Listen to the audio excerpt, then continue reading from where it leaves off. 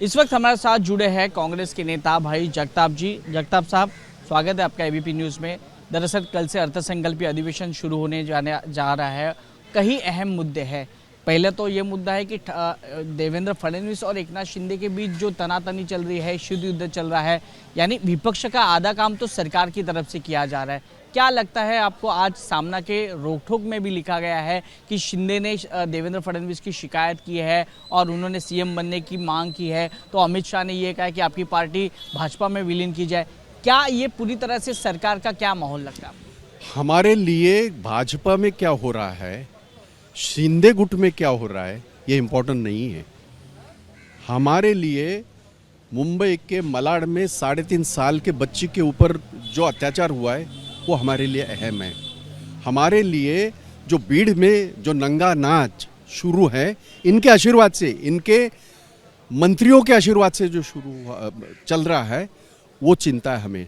हमारे लिए हमारे जो दैवत है छत्रपति शिवाजी महाराज, संभाजी महाराज, शाहू फुले अंबेडकर, उनके बारे में अनाप शनाप बातें करने वाले जो लोग हैं, उनको जो ये बढ़ावा दे रहे हैं, उनको बड़ी बड़ी पोस्ट दे रहे हैं और इनडायरेक्टली सरकार उन्हें मैसेज दे रही है कि आप ये करते रहिए और हम आपको सपोर्ट करेंगे। ये दुर्भाग्य है महाराष्ट्र का। हमारे लिए वो ज़्यादा इम्पोर्टेंट, हमारे लिए इस प्रदेश का किसान, उसका ये हो, सोयाबीन हो, चाहे उसके जितने भी एग्रीकल्चर प्रोडक्ट हो, कपास हो, जिसकी हालत इतनी बुरी है, सिर्फ और सिर्फ दलालों को फायदा पहुंचाने के लिए जिस तरह की नीति ये अपना रहे हैं, वो हमारे लिए चिंता का विषय है। शिंदे क्या करता है, फडणवीस क्या करता है, ये उनको करने दो।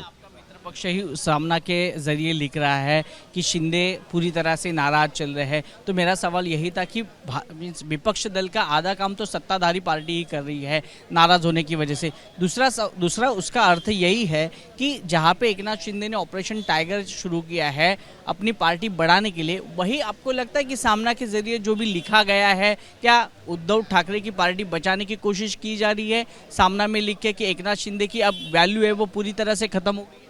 ऐसा है कि आप अपना काम कर रहे हैं, वो प्रेस है, वो माध्यम है, और महाराष्ट्र में सामना एक बहुत बड़ा किरदार अदा करती है।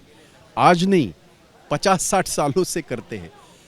उनके बारे में जो भी महाराष्ट्र की स्थिति है, चाहे विरोधी पक्ष हो चाहे सरकार हो, उसके बारे में जो लिखा जाएगा, टीका टिप्पणी की जाएगी, तो वो लोगों को उसका ये होना चाहिए, दर्द होना चाहिए कि भाई ये झूठ लिख रहे हैं।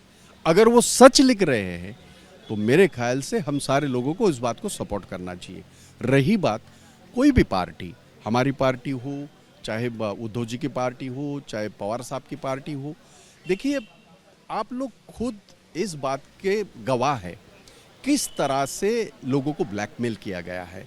आज सरकार में, मैं ये नाम तो मैं नहीं लूँगा क्योंकि वो मुझे सही नहीं लगेगा, पर कितने मंत्री ऐसे हैं जिनके ऊपर ये है आरोप है, संगीन आरोप है, मर्डर के आरोप है, बलात्कार का आरोप है, बाकी फ्रॉड के तो बहुत सारे हैं।